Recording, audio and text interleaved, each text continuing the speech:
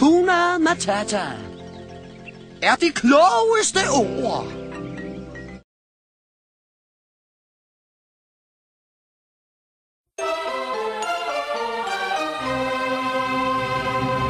Til dette forsøg skal jeg bruge en rund kolbe med flad bund.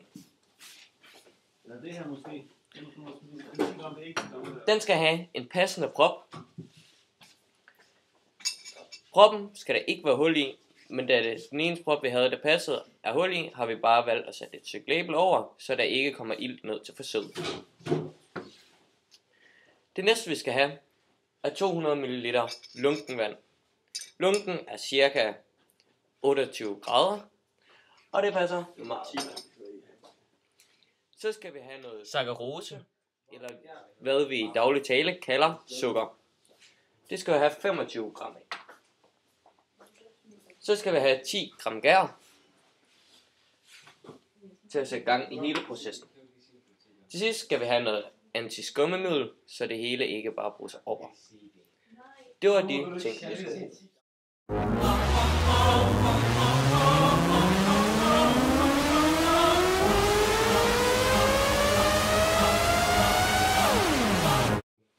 Vi starter med vores 25 gram sukker, som vi hælder ned i kolben.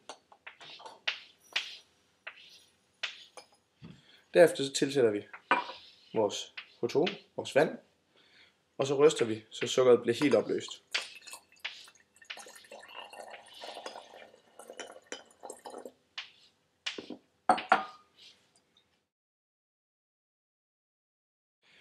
Ja, så tilsætter vi en dråbe antiskummemiddel for at undgå at det bruges over i vores proces.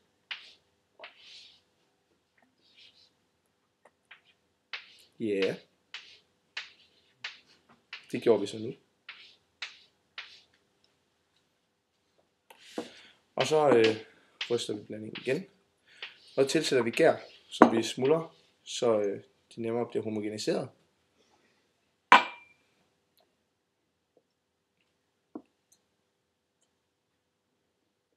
Og så ryster vi indtil det er blevet opløst. Til sidst så sætter vi proppen på, så vi lukker for gassen, så den ikke kan slippe ud. Og så skal blandingen stå under lune forhold, cirka 30 grader, i 5-6 dage, hvor vi efter en dag så tilsætter vi yderligere 25 gram sukker, og det er ligesom foder til gærcellerne. Yeah. It's been a ride. Det der sker nede i vores blanding, det er at sukker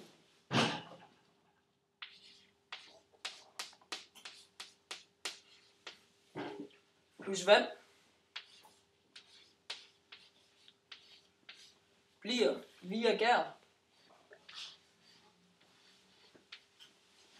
til etanol og CO2.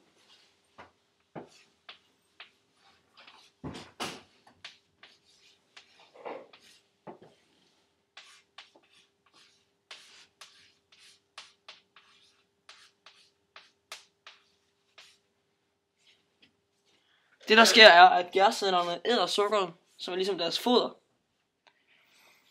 Og så omsætter de det. Og det, der kommer ud af det her, det er nogle affaldsstoffer, og det er etanol og kuldioxid. I wanna boom bang bang with your body, yo.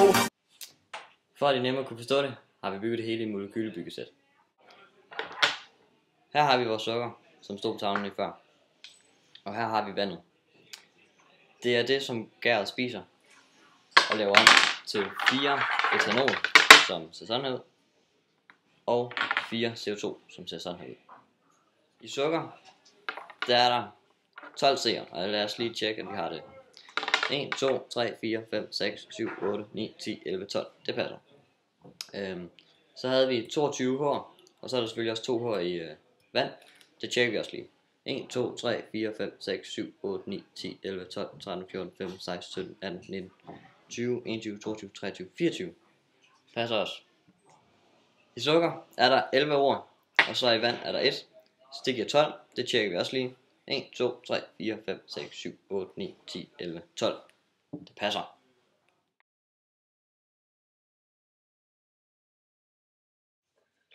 Anden del af dette forsøg går ud på at fjerne CO2'en og destillere væsken, så vi kun har alkoholen tilbage.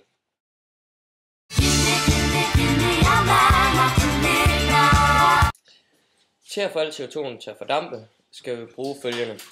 Vi skal bruge vores blanding, og vi skal bruge en balje med noget varmt vand i, cirka 50-60 grader. Efter al CO2'en er fordampet, skal vi nu have destilleret det, så vi kun har ren alkohol.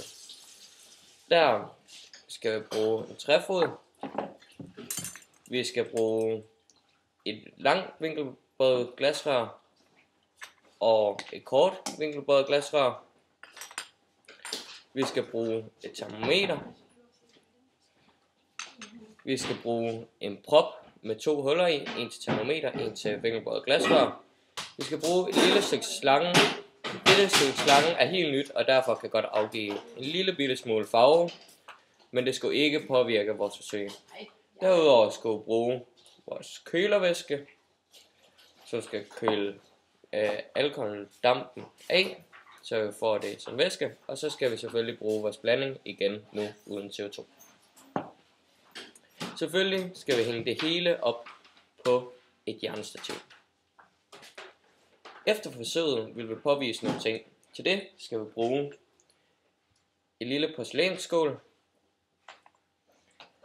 en lille fin lighter, noget lyserød, og en pipette, så vi ikke får alt for meget, som vores testperson skal smage.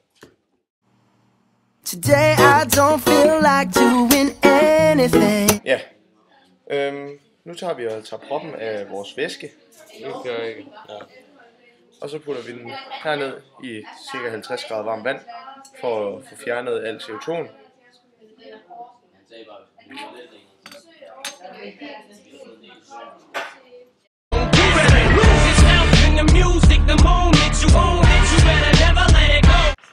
Nu har vi fået fjernet CO2'en fra vores væske.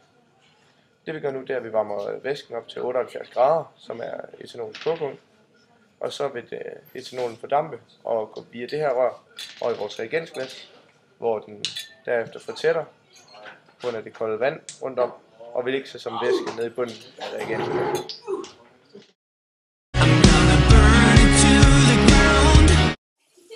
Ud af vores forsøg har vi fået nogle milliliter alkohol. Det er blevet rødt i farven på grund af misfarvning fra røret. Nu vil vi så prøve at smage på det og brænde af. Så der smagsprøve. Hvordan smager det? Det er rimelig stærkt. Det må næsten være 100% alkohol.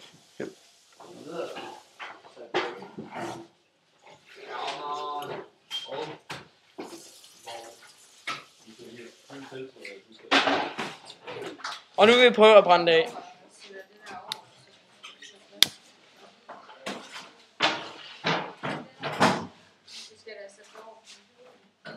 Spritten brænder nu. Man kan ikke se det, men hvis man holder hånden over, så kan man nemt mærke det. På grund af, at det er en fuldstændig forbrænding, kommer der ingen affaldsstoffer, og derfor kan man ikke se nogen røg. When you try your best but you don't succeed. When you get what you want but not what you need.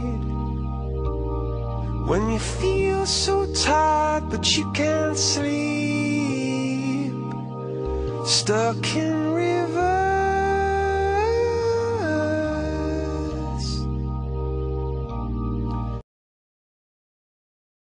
Er det meningen, det skal brænde? Åh, for sind. Venstre var bare hånden i.